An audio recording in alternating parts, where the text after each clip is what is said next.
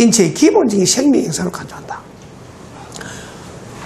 여기 철학을 공부하신 분이 몇 분 계십니다만은, 음양허실이라는 게, 대단히 이 중대한 의미를 가지고 있고, 굉장히 이 함의가 넓습니다. 포함하고 있는 뜻이 굉장히 넓습니다. 이런 것들은 지금 다음 오늘 저녁에 이 내용이 나올 거예요. 자, 그러면 이제 우리가 음양오행을 공부를 이제 해야 됩니다. 저는 사실은 음양오행에 대해서 그리 익숙한 사람은 아닙니다. 우리 보면 우리 곽길 어르신 같은 경우는 침술하고 이런 여러 가지 해가지고 또 동양 뭡니까 그거 음택양택 보는 거 뭐라 그러죠? 풍수지리. 네? 풍수지리. 그렇지. 풍수지리. 이 풍수지리나 침술이나 보면 전부 음양오행과 풀어나죠. 그런 경우가 많습니다. 100% 양택이고 네. 양이 의사도 예. 오행이 아니면은 의사가 안 됩니다. 예. 오행을 모르면 의사가 아니고. 그래서 이제 나중에 이야기를 하고요. 그래서 이제 음양오행은 우리가 이제 다 알기란 어렵습니다. 우리 요 과정에서는 한계가 있죠. 우리가 한방하고 직접 관여되는 이제 음양오행에 대한 내용들을 간단하게 짚고 넘어가도록 그렇게 하도록 하겠습니다. 음양오행의 기원은 동양 자연 철학적 사상의 기원을 두고 있고, 음양설은 음양이기의 소장에 의해 만물의 생성과 변화를 설명했다. 음과 양의 그 기운의 변화에 따라서 일어나는 만물이 태어나고 죽고 하는 이런 자라고 하는 이런 생성의 변화를 설명했다. 오행설은 고대인의 생활에 필요한 5가지 소재, 이것을 민용오제라 그랬습니다. 수, 화, 목, 금, 토라 해가지고 물과 불과 나무와 쇳덩어리와 흙, 이 5가지의 기초에서 이 오행설이 나타나게 됩니다. 행은 순회한다는 뜻, 유행한다, 운행하는 것이고, 오는 오성이나 오미, 오색 등에서 실행된 하나의 사고의 틀이라고 이렇게 보고 있습니다.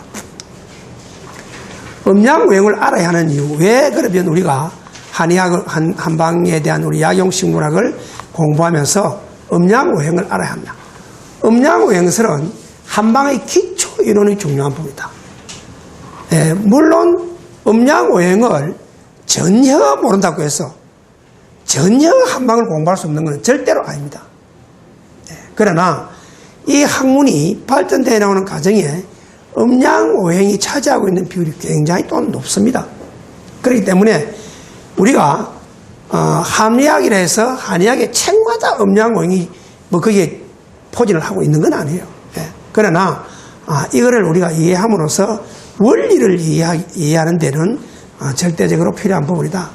한방의 자연관과 인체의 생리와 병리에 대한 인식과 아울러 진단한다든지 치료한다든지 약물에 관한 이해는 모두가 음양오행을 가지고 설명과 서술을 할 수 있다. 이렇게 되어 있는 겁니다. 그렇기 때문에 여기에 대한 어느 정도의 기초는 이해를 해야 되는 것이다. 자, 음양이란 무엇을 말하냐면, 음양의 기본 개념은 음양설과 오행설은 원래는 따로 만들어졌던 학문인데, 우리가 중국 전국시대 말기에 음양설과 오행설이 융합을 이루게 됩니다. 그래서 양은 외향적이고 밝고 높고 확산하며 활동적이고 단단한 기운을 가지고 있다. 음은 내향적이고 어둡고 낮고 움츠려들며 정지된 상태의 부드러운 기운을 우리가 음으로 표현한다. 자연계의 모든 사물을 음과 양의 2가지 속성으로 보는 것으로 동양의 철학 사상에 근거하는 것이다. 자연계의 변화를 음과 양으로 나누고 어떠한 사물이라도 그 내부에는 음적인 면과 양적인 면을 공유함으로써 이를 인식하게 된다. 음양을 인식하게 된다. 음과 양 사이에는 대립 및 통일의 2방면으로 상호 의존과 더불어 여러 관계를 형성했다. 한방의 음양학설은 음양의 대립과 통일, 소장과 전화의 관점에서 인간과 자연계와의 관계를 설명할 수 있다. 그런데 이 뭐 저도 대단히 이 깊이 있는 설명까지 하라면 좀 어렵습니다, 사실은. 그러나 우리가 여기서 한방을 하는 데 있어서 이 음양의 관계를 우리가 이렇게 대충 하면 짚어볼 필요가 있습니다. 그래서 한번 음과 양을 대략적으로 한번 나누어 보면 음에 속하는 것은 뭐 땅, 달, 밤, 여자, 아내, 물, 바다, 겨울, 가을, 겨울, 짝수, 작다, 짧다, 어둡다, 춥다, 검다, 약하다, 느리다, 좁다 이런 것을 전부 음에 속하고 여러분들 교과서 책에 보면 이 5장이 양이 되어 있고 육부가 음에 되어 있어요. 잘못됐습니다. 잘못돼서 여러분들이 교정해 주시기 바라고요. 양에 속하는 것은 하늘, 태양, 낮, 남자, 남편, 불, 산, 봄, 여름, 홀수 이런 우리가 조금만 눈여겨보면 서로 대립된 관계, 서로 상반된 관계에 음이 있어야 양이 있고 양이 있으면 음이 있다. 즉 말하자면 양이 있는 곳에는 반드시 음이 있고 음이 있는 곳에는 반드시 양이 있다. 그래서 오늘 우리 이학식 삼총사가 딱 음끼리만 저리 앉아있으면 안 맞다. 이 음양의 조화가 이루어져 가지고 이 양옆에 음이 있고 음옆에 양이 있고 이래야 되는데 이 조화가 오늘은 보니 좀 안 맞아 있는 상태입니다. 그러고 뭐 한쪽 음은 멀찌감치 떨어져 있고 그래서 앞으로는 우리가 이 공부를 하면서 음양의 조화를 이 교선에서 잘 이래 수용을 해줄 수 있도록 그렇게 부탁을 합니다. 음양의 관계는 의존한다. 상호 의존적이다. 온열이 없다면 한냉이 있을 수 없죠. 찬 게 있으니까 뜨거운 물을 느낄 수 있죠. 우리가 불행하지 않는 사람은 행복이 무엇인지 못 느낍니다.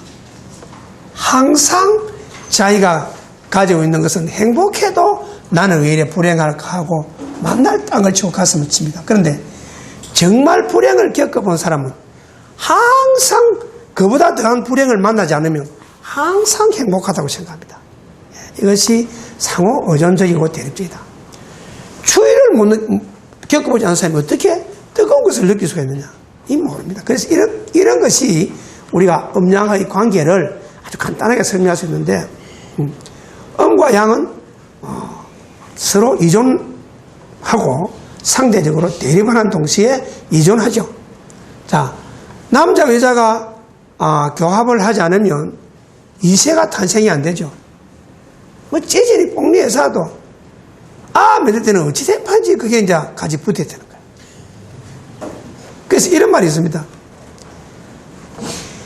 맨날 치다거리고 싸움을 잘하는 부부가 니는 그래가 어째나 이렇게 하면 왜 그런지 그때는 내가 안 그렇더라 이렇게 하는 여자들이 있어요. 부인들이. 그와 마찬가지로 음양은 항상 그렇게 상호 의존하는 기능이 있어야 되고 인체의 기능은 양에 속하고 물질은 음에 속한다.